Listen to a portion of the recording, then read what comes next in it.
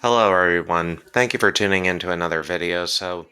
Um, in this video, I wanted to talk a little bit about grant writing, actually. To those of you who know me, my background is going to be on the theological dimensions of the abolitionist movement with my history pursuits.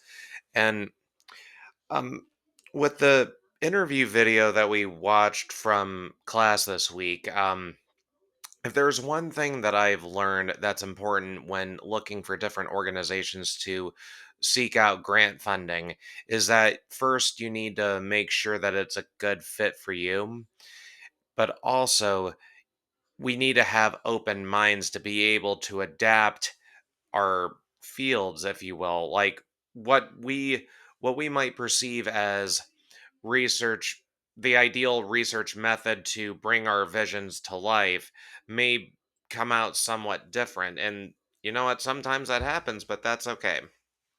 So anyway, there were a couple different grants that I wanted to focus on, or organizations I should say.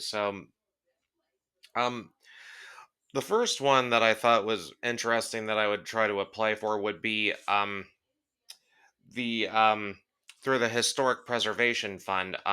They have African American civil rights grants with historical preservation, and as you can guess, it would be involving preservation of key historical sites.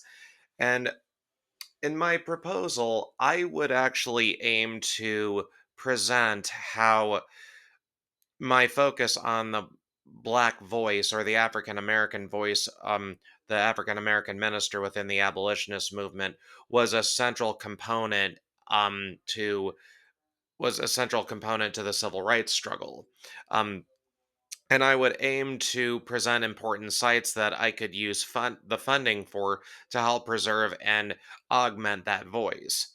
The second organization that I thought I might apply for a grant for would be the Institute of Museum and Library Services. What sometimes I've honestly thought about what would be really cool with just examining the religious dynamics of the abolitionist movement through sermons and writings of ministers and prayer books and other things.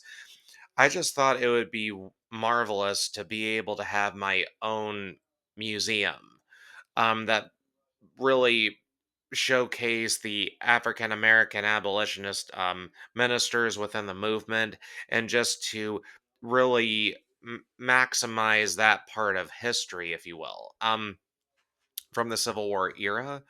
And with that kind of project, I don't think I've ever seen really any specific focus on black abolitionism during the abolitionist movement, aside from broader um concepts um like the abolitionist hall of fame in New York State and others. But I would specifically have a small museum, maybe to showcase the black abolitionist voice um the different forms of ministry that they engaged in.